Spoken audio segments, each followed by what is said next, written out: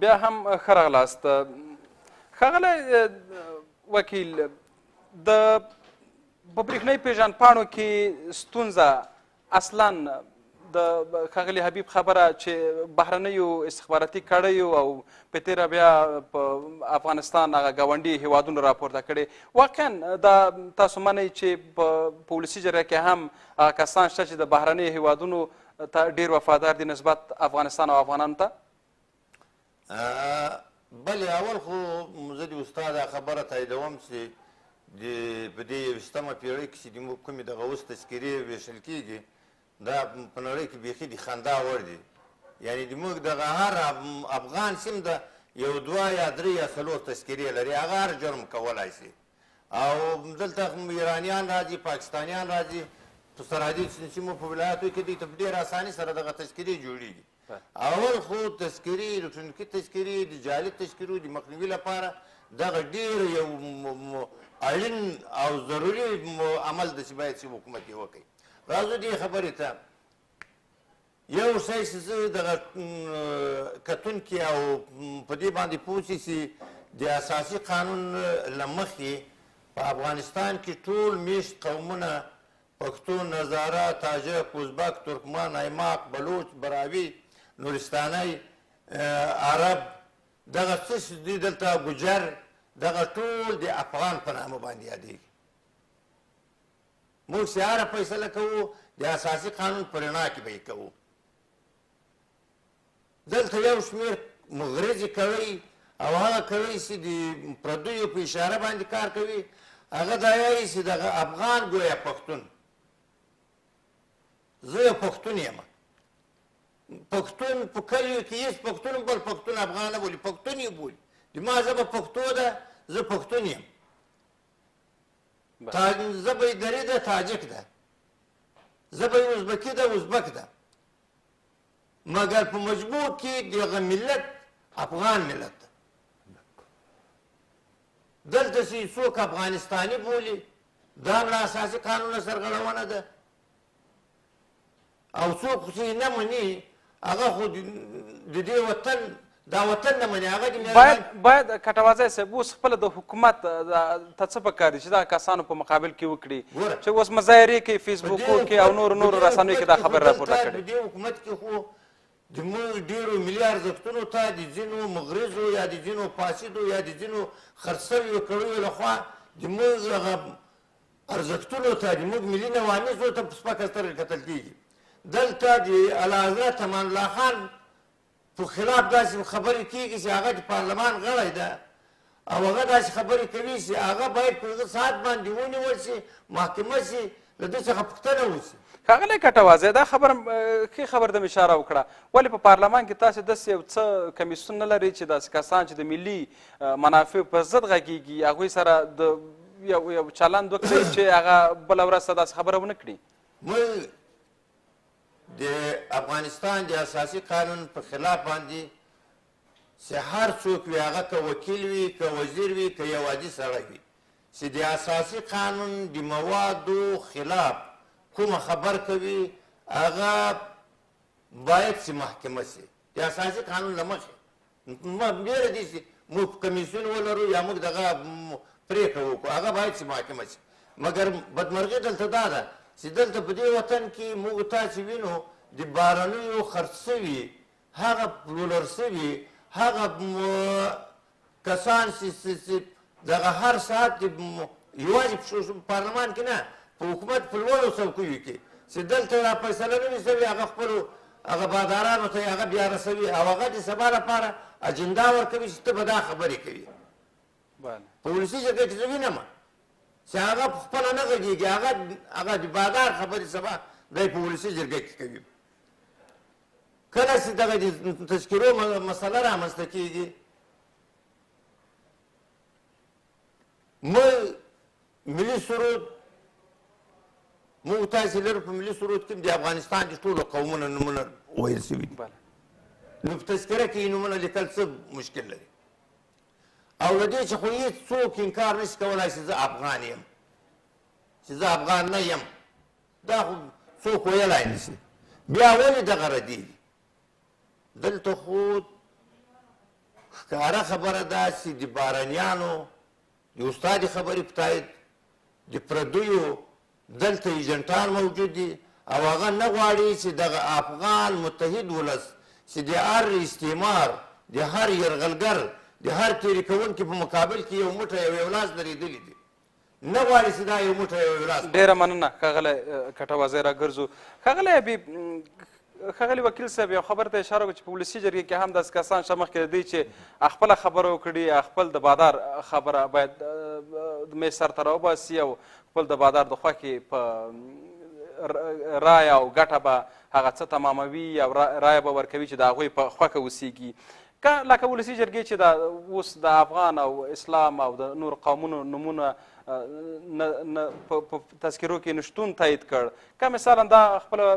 ولسمشر د خوا هم مثلا تایید شي یا داسې څه وشي چې دا څه پکې ونه لیږل شي دا به آینده ته افغانستان ته یا افغانانو تر مابین د بېلوالي او د شخړو سبب نشي؟ جناب صافی صاحب اصلا مثل که من پیشتر عرض کردم به خاطر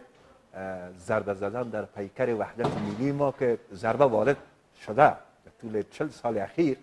دشمنای بیرونی افغانستان این ضربهشان وارد کردن توسط جواسیسشان بله بدون شک خب ما به حضور یک تعداد از فرزندان مخلص دلسوزی وطن در پارلمان کشور ما در اردو اتاق پارلمان که بالات از ولسی جرگه است و مشران جرگه است با ادای سلام و تقدیم احترامات داشتن که از فرزندان اصیل وطن هستند اما این نباید فراموش بکنیم که استخبارات کشورهای مغرض همسایه خصوصا نایسای پاکستان و استخبارات ایران در پارلمان در اردو اتاق پارلمان ما جواسیس دارند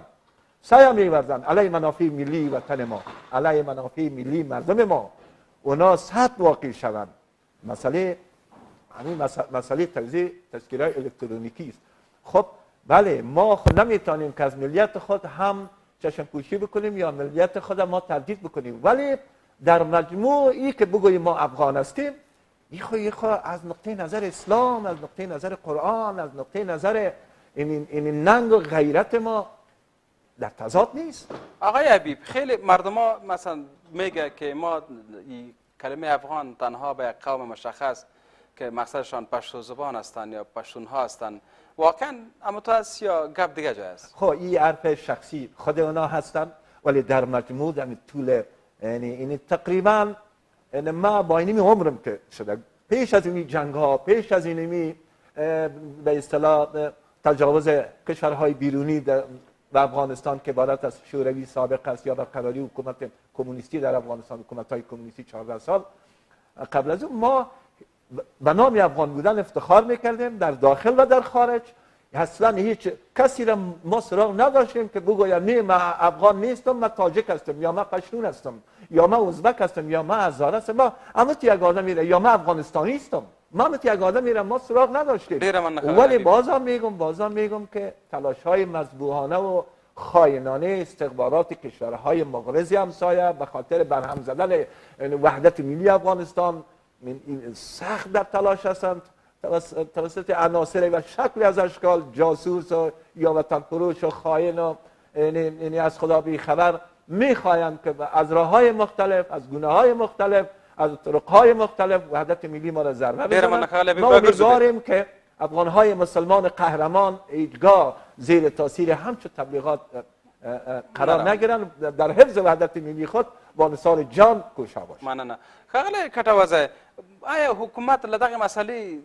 په یو ډول ګټه نه پورته کوي؟ حکومت له دې مسلې ګټه نشي پورته کولی که ګټه پورته کول هم غواړي زه نه پوهېږم خو ګټه نشي ځینې پورته کولی د حکومت لپاره دغه ډېره لویه ستونزه جوړېږي ځکه دلته 90% افغانان هغه تذکره چې د افغان کلمه نه وي پکې لیکلي هغه تذکره چې اسلام نه وي پکې لیکلی دا تذکرې څوک نه اخلي نو کله که چېرته حکومت داسې غواړي چې له دغه څخه خپلې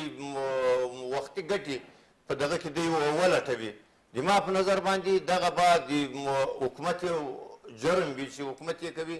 او تر اوسه پورې زه داسې نه یم پوهېدلی چې حکومت یې ونه غواړي چې دغسې یو هغه وکړي ځکه چې حکومت خو رئیس جمهور د دواړو خواو غوښتنې په نظر کې ونیولې او هغه فرمان یې راولېږي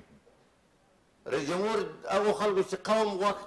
د هغو غوښتنې هم په نظر کې ونیولې خو نو ولې ښاغلی کټوزه اوس ولې ریاست جمهوري غلی ده ما له غوښتنه وکول چې تاسې خو په تېر وار کې تاسې دغه نارې وهلې دغه غوښتنه م کوله تا ولاړ شواست چې ولې د ما د قوم نوم نه ده لیکل شوی اوس غلی ده یا څه علته دلته ځینې ملاحظات شته ځینې کتنې شته مثلا ځینې قومونه ویرېږي چې کېدای شي په دغه کې د موږ دغه قوم چې لیکل کېږي د ما د قوم فیصدي چې دا اوس څومره زه یایم دا د کمه راشي ویني خطره به دا محسوسوي دا خو دغه د عامو هغه دي او هغه خلک چې هغه دي خرڅ شوي او د پردو لپاره کار کوي هغه خو هېڅ کله غواړي نه هغه غواړي چې یو جنجال دغه د افغان متحد ملت د قومونو په منځ کې یو شخړه سره رامنځته کړي مګر هغه د ګوتو په شمېر خلک دي هغه که په تاجکو کې دي که په پښتنو کې دي که په ازبکو کې دي هغه تاجک یې هم نه مني پښتون یې هم نه مني ازبک یې هم نه مني هېڅوک یې نه مني هغه یوازې پاتې دي هغه هېڅ نشي کولی ځکه دغو سختو جګړو دا سخت حالات صرف د افغانستان واحد ملت نه سره وویشول نور د هغه خلک چې د دغه ویشلو ته یا دوی دغه چې د دغو قومونو ترمنځ به اختلاف سره پیدا شي دا د مطمئن وشي هغه اختلاف څوک نشي پیدا کولی راځو دې خبرې ته چې ګټه څه شی ده دلته د قوم لیکل او ملت خو د ټولو افغان ملیت یا قوم